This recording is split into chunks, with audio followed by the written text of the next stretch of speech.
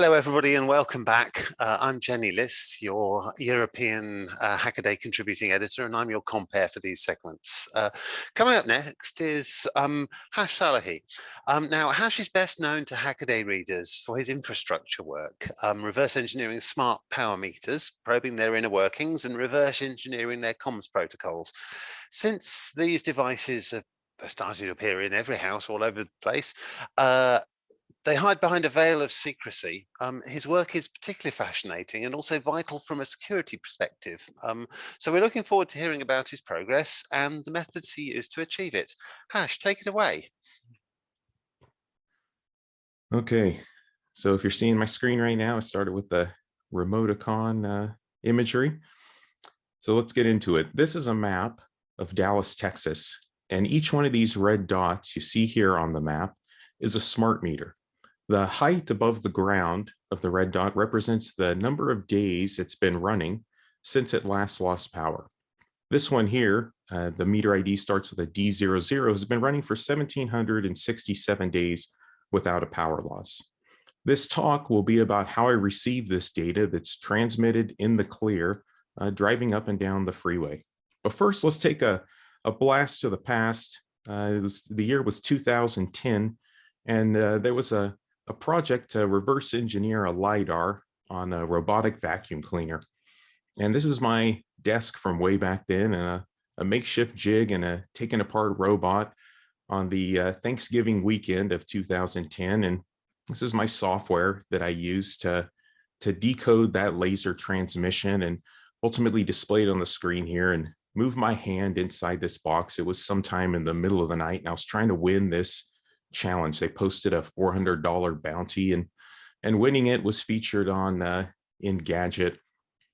And it was really my first kind of foray into Hackaday. Hackaday featured a number of my articles, and I really appreciate the community that Hackaday has built, and the ability for all of us to get together and see what we're working on. And so that was the early day lab right there. But let's bring it back to the present now and talk a bit about smart meters. So this is me. My name's Hash. I don't do this professionally. This is all kind of in my spare time, like a lot of us. And this is a talk I gave for the ICS Village for DEF CON earlier this year. And so what I'm going to talk about to you today is Landis & Gyr smart meters and the ones that are used by the power company Encore that's here in the Dallas area. And I don't do that to name and shame these companies. It's just what I'm talking about. It's very specific to these meters and how it's been configured by this company. But, working on infrastructure is kind of a challenging topic.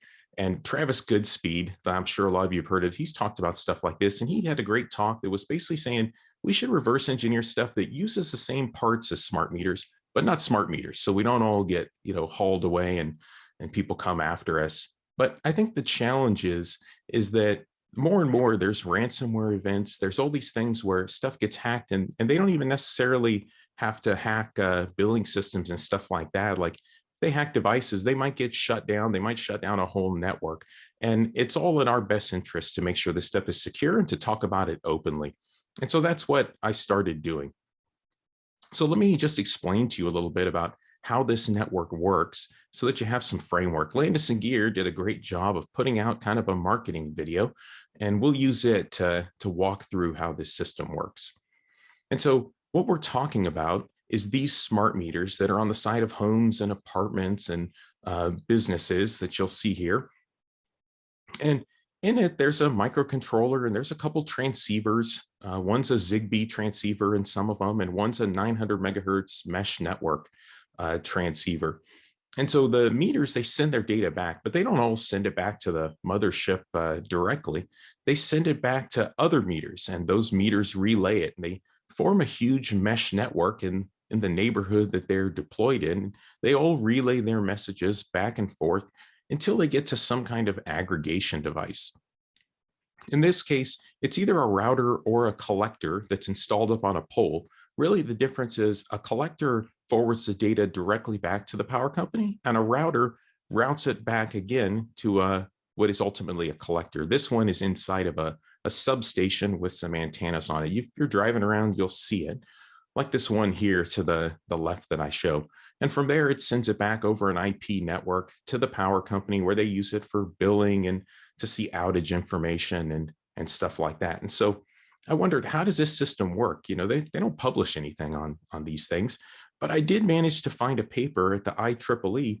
It was written by a couple of people that worked for Landis and Gear, and it kind of outlined a test system that was deployed here in Dallas. And so it had some good information in it. One thing that was particularly interesting was something they called a geographical routing protocol. And when I got to that section, I was super interested, like, what is a geographical routing protocol? And so they said it's basically a routing scheme which utilizes the geographical coordinates, the latitude and longitude of the communicating nodes. And by nodes, they mean smart meters. So I thought, where could I get one of these smart meters so I could take it apart? And so I went to eBay, and you know, everything's on eBay. I have no idea why this stuff is on eBay. I don't know who's buying it other than me, although I am pretty, I buy a lot of it. So maybe this market exists solely to sell me smart meters. And so I started picking things up a couple years ago, just slowly buying things. And so here in my lab, which is, you know, you're seeing right behind me, the test equipment I have, and a lot of meters that I've bought, and a lot of modems. The modems are used inside of other devices or backhaul devices or things like that. And I started looking at them and trying to dump the flash memory and trying to see what's going on and what processor are they using, and could I potentially get the firmware off of the processor, and to buy residential meters and commercial meters. And this is my software-defined radio setup that we'll see a little more of later, and that's Gnu Radio running, and it's just decoding all the packets that are being broadcast around me so that I can just look at them and stare at the data and trying to figure out what they're sending. And there's a Faraday cage in the back there, and here you see one of those routers. This one's a collector that I managed to find on eBay, of course, and then a Faraday cage to isolate the transmission so that I can put smart meters inside there and try to just isolate what they're sending to understand at a singular level what's going on with this network. And so when I began reverse engineering it, I started looking at the circuit boards and just creating schematics. So these are the schematics that I started creating to get a better understanding of what are the different parts and the power meter chip and the processor that's on it and the different communication radios like this CC1020. And as you get towards the back of the meter, it's even, I don't know if it's more interesting or less interesting, but it's interesting nonetheless, is a device that is basically a huge relay. So this will switch 240 volts at 200 amps, which is 48,000 watts, 10,000 times, according to their spec sheet, on and off. So that means the power company can send a wireless signal, which takes a few seconds to arrive at the meter, and the power will turn on or off at any specific meter. And so I wondered, you know, if they can send a message to a meter to turn power on and off, could somebody else send a message to that meter? And how protected are those messages? And are there any communication flaws or anything else inside these? So I set to understand that and to try to reverse engineer these things to see, you know, how protected are they, and can someone send a message and do that? So I did manage to get the firmware off of one of the microcontrollers in the meter. This is the bootloader firmware. The firmware itself is about 384K, and when you're reverse engineering, that's a rather large file to be starting out with. So I started looking at the bootloader to see if I can understand how it loads things in and how it reads its keys from memory and things like that. And so this is using Binary Ninja, but even this is rather large. And so when I'm kind of bored on the weekends, I'll pull this open and try to make a little progress on it here and there.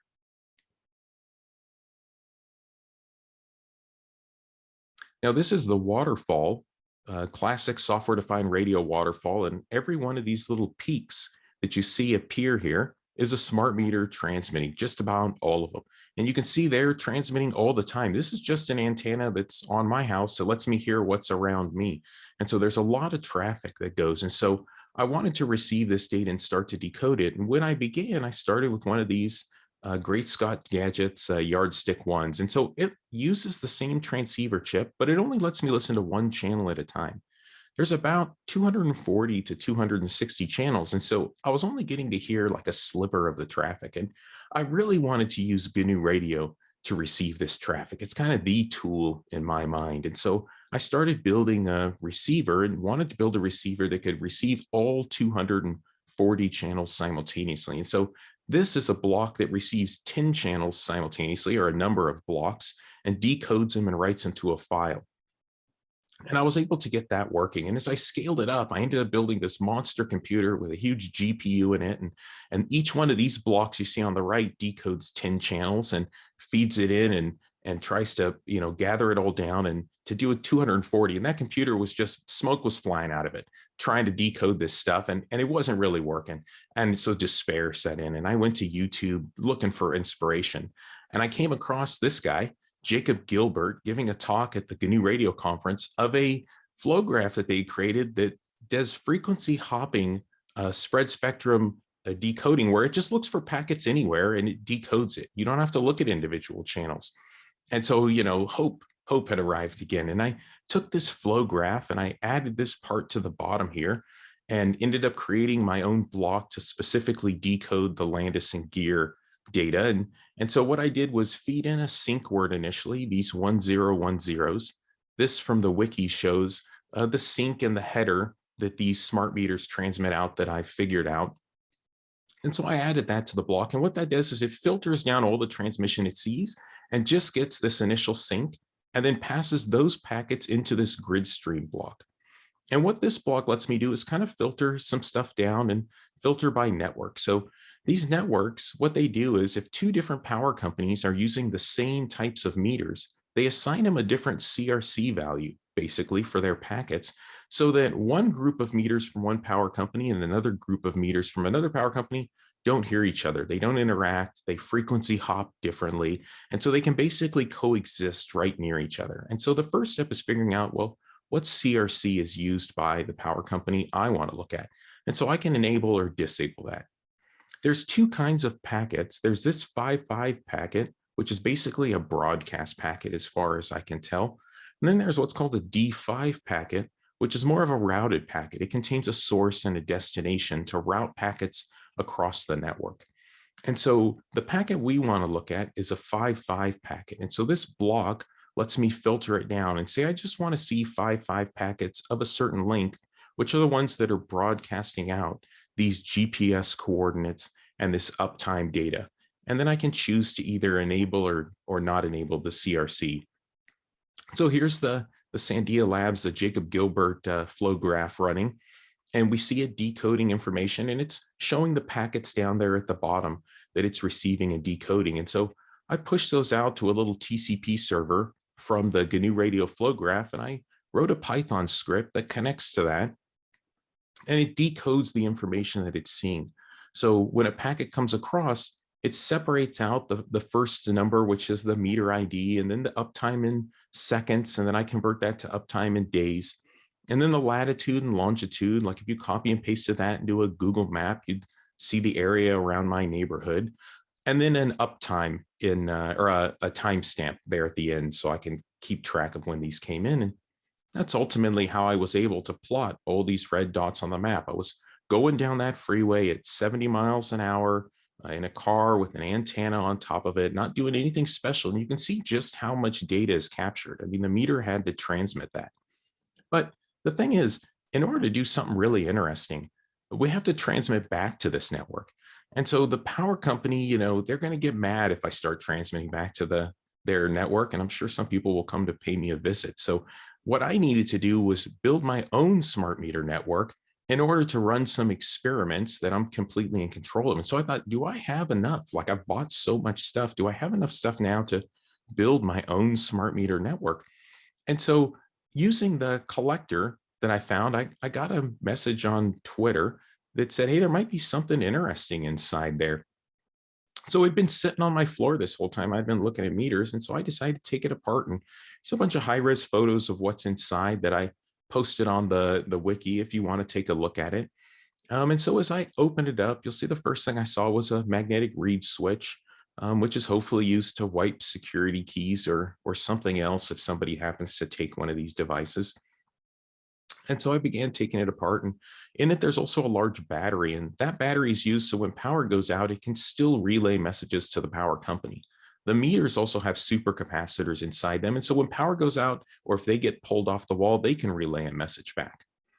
This is a modem board, like the modems you saw on my desk. It's the same board slid inside there, and so that's how this device communicates with the mesh network to all the meters. And then as I pulled this off, my mind was blown. Inside there is an M-SATA drive. That's a motherboard with an Intel processor below it running Windows Embedded 7. And the whole program that this collector runs is written in .NET, which means we can just load it in some software and basically see the full source code, which we'll pull up here in a moment. So I pulled out the rest of these devices, and just for thoroughness, you'll see there's also a cellular modem in here. And so this collector, how it sends its data back is over a cellular connection. So inside that SSD drive, there was a folder called collector. Convenient enough. And so I copied that to a different Windows machine and loaded up dnSpy. And sure enough, it's able to decompile everything that's there, all the symbols, everything else that needs to exist is there. And you can just see the full source code. Like there's nothing hidden at all about what's on this thing. And I can even run the thing in debug mode and set breakpoints and step through the code. And so this is that application starting up. I connected one of the modems with a USB to serial adapter over to that computer so that it could communicate with it. But I needed to set some configuration data in. This was the initialization file. I couldn't make out anything of it. But I did notice in that code that it decrypts it when it loads it, and then it encrypts it when it writes it back to disk. So I thought, well, what if I just disabled those routines? And sure enough, there's the configuration file. There's no encryption anymore. And I can set the network ID and the other things I need to set so I can build my own simulated network. And we see one of the meters I have in the Faraday cage communicate with it, and that's its message that shows up there on the screen. And so now that I kind of have my own network, I need to build a transmitter that allows me to interact with that network.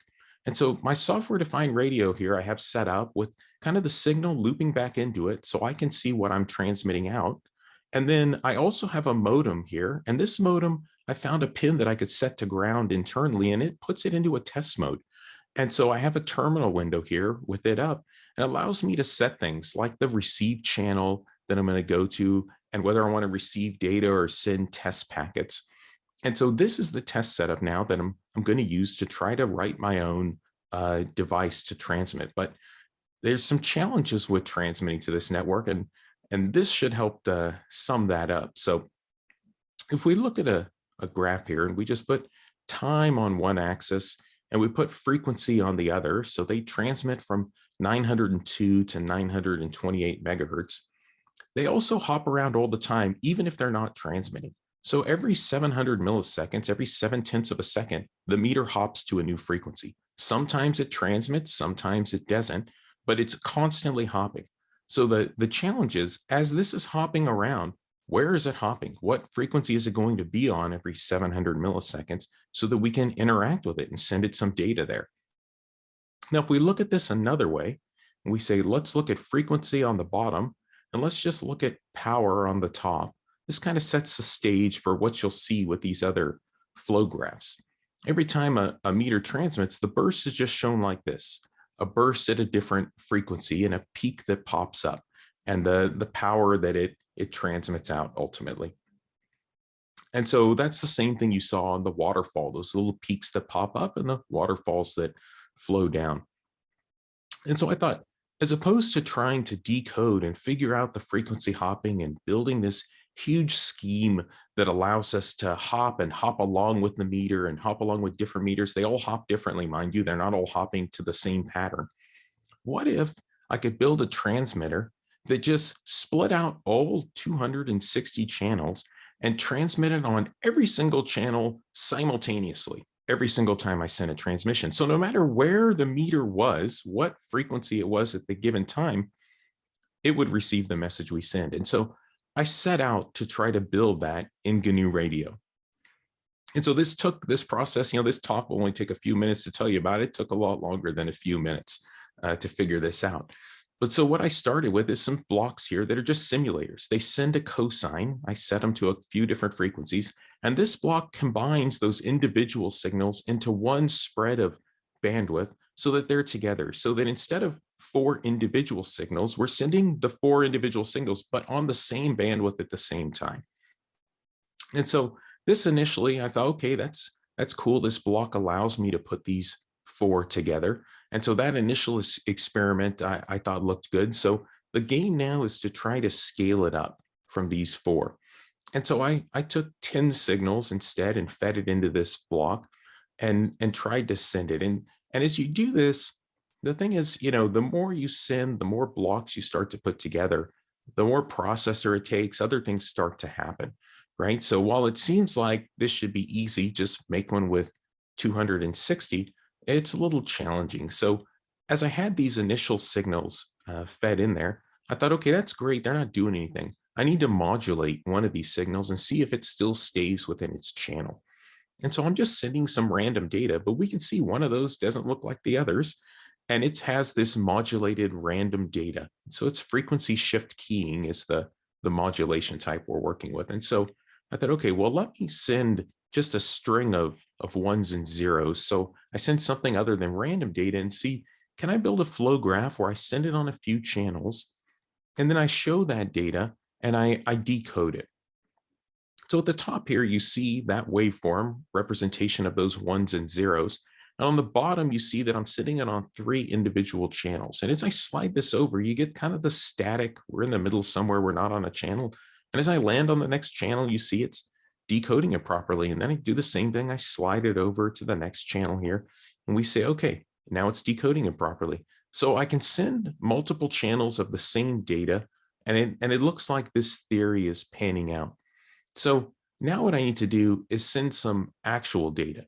So this flow graph here, what the top half lets me do is create a packet of data. So this is 512 bits of information. So it's all the bits that make up one smart meter packet transmission. And then I feed it over across through this FSK encoder. And then down across, it turns it into a little packet of information and turns it into a stream for Gnu Radio. It sends it to a graph that lets me see what that looks like. And then at the bottom, transmits it out. And then you remember that loop back that I had go through on my radio? That's that part there that lets me see what I'm transmitting inside of my own flow graph. So it kind of lets me see what's the data look like that's going over to the modem, the RF data. And so at the top there, we see a much more complex signal. And at the bottom here, we see this little single channel of data being sent. So it's at 915.1 megahertz. And that's channel 131 on the smart meter network. And so this terminal window here on the left is connected to the modem, that Landis and Gear modem that you saw on the table. And these are the different functions it lets you do. It lets you send test packets and set the channel that you want to receive on and receive packets, a bunch of cool tests. And so we'll set it to channel 131 and tell it to receive. And we see, hey, it's receiving good packets. Like these packets are coming across. It's a good signal. The CRC is correct. Everything about it is looking good. The only challenge is that it's only on one channel right now. So we're channel 131, but if we change the channel, even to the channel right next to it, nothing comes across. Any other channel other than 131 right now, it won't receive anything. But on channel 131, we're doing fantastic. It's like perfect data that comes across. It receives it every single time. And so I was pretty excited at this point because it's kind of really the first time I'd ever built a stream of information in GNU Radio and managed to transmit it out and had something other than GNU Radio receive that signal properly. Like it's kind of verified with another device being the Landis and Gear modem. And so this is the kind of more complex version, but the familiar setup you saw before where we feed the signal in and we try to scale it up. So let's send the same signal, but let's send it out on 10 channels as opposed to one channel and see how that works. And so we see there's my signal. There's 10 little bursts down there at the bottom that are coming out. They're not quite spaced at 100 kilohertz at this point, but I'm sending 10 and it looks like they're all grouped together and it looks pretty clean. And so I'm pretty excited about that. And so I add in some blocks that space it properly so that it's spaced at 100 kilohertz for each channel. And I'm also feeling pretty good. So I say, what the heck, let's add another set of blocks right below that to take those 10 channels and then multiply that by 2, basically, so that we send out 20 channels of information as opposed to 10, which is that block there that you see with the 2 inputs and the 1 output. And then we feed it across again to the software-defined radio output. And so here we see the burst of 20 transmissions down there. And now when we go over to our modem and we set it to channel 131, we receive data like we would expect. We see the data once a second. But if we set it to channels near 131, now we also receive data. So we're not just sending one channel of information at a time, we're sending 20 channels. If a meter were to hop and land in any one of those 20 channels, it would receive the information that we're sending. But outside of that, it wouldn't receive anything. So now it was to try to scale it up. But as I scale it up, you see at the bottom there, that would send 40 channels of information. And then I have another one that I scaled up to send 80 channels of information. But as I started to scale this, I started to notice this problem, and this sinking feeling, as that the more I scaled it, in the bottom left, what you'll see is these little U's that start transmitting out. And what that means is that it's called an underflow. And it means that data isn't passing through my flow graph fast enough to get to the software-defined radio. It's basically when it's ready to transmit, the data is not quite there yet. And so how that translates into signals up top is that you see it's still receiving a good packet, but the problem is it's not receiving it every time I transmit it. Sometimes it gets it and it comes across, sometimes it doesn't. And so the system's becoming unreliable, and we're only at 80 channels. So as we try to scale it up further, as I got to 260, just nothing came out anymore. I mean, it literally, there was so many underflows. So I was in the GNU Radio chat channel. There's a ton of helpful people there. And a guy named Dr. Impeg said, hey, I think you should use this FFT block instead. Like, it's way more processor efficient. So I changed the flow graph all around and transmit the data out. And now you can see at the bottom there, that's a full 260 channels that's being transmitted. And no matter where I tell this modem to go, it receives the transmission. It receives the transmission perfect every single time. And so what this meant is at this point, I have a receiver through the Sandia Labs receiver that allows me to receive a frequency hopping transmission on any channel. And now I have a transmitter that allows me to transmit back on every single channel so that I can essentially interact with this network without knowing anything about the frequency hopping. So to say I was a little excited would be just, it wouldn't even begin to describe staying up all night long and trying to get this thing going. So I was pumped up. So now the game is to load all of this into the Faraday cage and try to send some intelligent messages. Now, these meters, they're not dumb by any stretch of the imagination. When you send data to them, it has to be proper data. And so when you see this setup I have here, I have this software-defined radio going into the Faraday cage over there, and I have a couple modems. One's in test mode and one's connected up to the collector software. It allows me to run some tests there. And the game now is to take the data being transmitted from the smart meter, and it transmits out some sequence information and things like that, and to receive it, build my own packet, and transmit it back. And so that's what I'm working on as of this moment right now. If you enjoy this kind of stuff and following along, I encourage you to look at my YouTube channel. I document all this as I work on it. It's kind of a choose your own adventure game, like you're watching where I am right now with these efforts. And I have a website here that has some links to a Discord channel and things like that, and a wiki where I post all my information, and anyone create an account here and share and contribute if you want. I've had other people contribute findings here, and I either include their name or don't if they want to share who they are. And I have a GitHub as well where I share this. I believe in sharing everything openly. And so the transmitter stuff that I'm working on, as soon as it's cleaned up enough, I'll be posting it here as well. And so I really want to thank Hackaday for putting this on and for really having a community where all of us can come together and share this information and see what other people are working on. It's always super fascinating, and it's nice when we kind of come out of our closed environments here and share it all with the world. So I hope you enjoyed this talk.